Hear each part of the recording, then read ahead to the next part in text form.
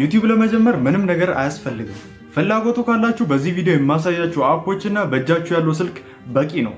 እንዲሁም ብርታት እንዲሆናችሁ በስልካቸው ከዜሮ በመነሳት አሁን ላይ ከ4500 ሰብስክራይበር በላይና 1 ሚሊዮን ሰብስክራይበሮችን ያፈሩ ዩቲዩበሮችን አሳያችኋለሁ። አብራችሁኝ ቆዩ። ዩቲዩብ ላይ ቪዲዮ ፖስት ከማድረጋችሁ ወይም ከመልቀቃችሁ በፊት በመጀመሪያ የምትለቁትን ቪዲዮ ሪከርድ ማድረግ ወይም መቅረጽ አለባችሁ። ለዚህ ታስበው የተዘጋጁትን ሲኒማ FV5 እና ፕሮካም ኤክስ የተሰኙ የካሜራ አፖችን መጠቀም ትችላላችሁ። በእርግጥ ከስልኮች ጋር አብረው የሚመጡ የካሜራ አፖች አሉ። ነገር ግን አንዳንድ ስልኮች ላይ ያሉ የካሜራ አፖች ማኑዋል ሞድ ወይም ፕሮ ሞድ ላይኖራቸው ይችላል። ያ ማለት የስልካችሁን ካሜራ ሙሉ ለሙሉ መቆጣጠር ላትችሉ ትችላላችሁ ማለት ነው። አሁን የነገርኳችሁ ካሜራዎች ግን እንደፈለጋችሁ አድርጋችሁ መቆጣጠር ስለምትችሉ አሪፍ ቪዲዮ ለመቅረጽ ተመራጭ ናቸው። አሁን የምንፈልገውን ቪዲዮ የምንቀርጽበትን አፕሊኬሽን አገኘን። ቢሆንም ግን የምንቀርጸውን ቪዲዮ ከነ አሰስገሰሱ አልለቀውም።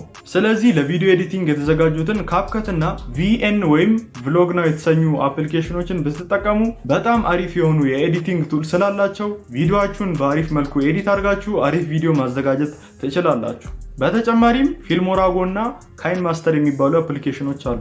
ነገር ግን እነዚህ አፖች ኤዲት በምታደርጉበት ሰዓት ወይም ኤክስፖርት ካደረጋችሁ በኋላ ቪዲዮአችሁ ወተርማርክ ይኖረዋል። እኔ በበኩሌ ቪዲዮዎቼ ላይ ወተርማርክ እንዲኖር አልፈልግም።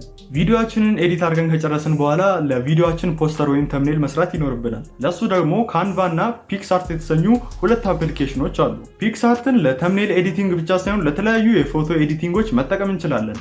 ካንቫ ደግሞ ተምኔልን ጨምሮ የተለያዩ ግራፊክ ዲዛይኖችን ልትሰሩበት የምትችሉበት አፕ ነው። አሁን ቪዲዮ የምትቀርጹበትን ከቀረጻችሁ በኋላ ደግሞ ኤዲት የምታደርጉበትን፣ ኤዲት ካደረጋችሁ በኋላ ደግሞ ኤዲት ላደረጋችሁት ቪዲዮ ተምኔል ወይም ፖስተር የምትሰሩበትን አፖች አግኝታችኋል። ቪዲዮንም ዩቲዩብ ላይ አፕሎድ ካደረጋችሁ በኋላ ቀደም የሰራችሁትን ተምኔል እንዲሁም ታይትል ታግ የምታስገቡበትን እንዲሁም የቪዲዮአችሁን አናሊቲክስ የምታዩበትን በአጠቃላይ ቻናላችሁንና ቪዲዮአችሁን የምትቆጣጠሩበት አፕ ያስፈልጋቸዋል።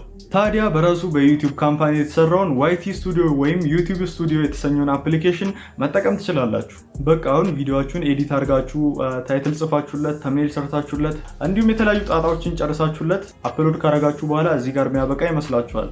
ነገር ግን ቪዲዮአችሁ ሰርች ሲደረግ እንዲመጣ የምትጠቀሙት ታይትል ኢፌክቲቭ ወይም ሳቢ እንዲሆን በአጠቃላይ ቪዲዮአችሁን ኦፕቲማይዝ ወይም በአማርኛ እስኪ በአማርኛ ማለት ነው ሰርች አድርግና ነገር ወይም ፓርት ደግሞ ትቆርጠዋለሽ ወይም ደግሞ በአማርኛ የምታመቻቹበት ወይም ምን ነበር ያልከኝ?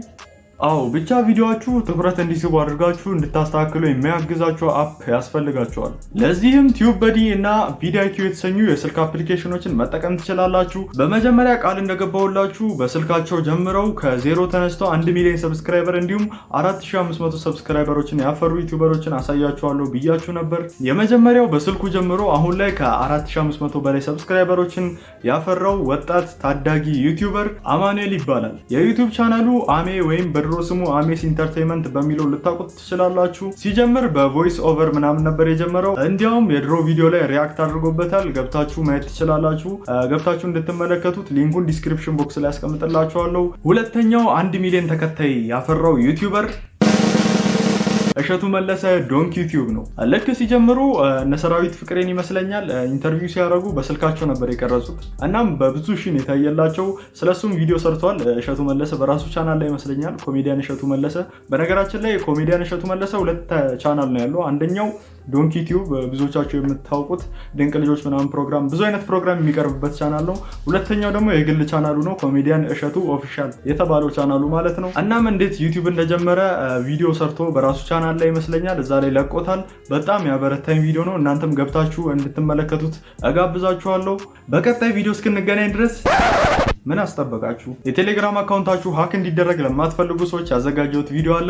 እዚህ ጋር ይመጣላችኋል። ገብታችሁ መመልከት ትችላላችሁ። ቪዲዮ ከተመቻችሁ የላይክ በተኗን ፈንክቷል። ተሰበር እኔ እከፍላለሁ። ለዚህም ቻናል አዲስ እንደሆናችሁ አውቃለሁ። ከታች ሰብስክራይብ የምትለውን ቀይዋን ጽሑፍ እስክትገረጣ ድረስ ረገጧት። ፒስ አውት።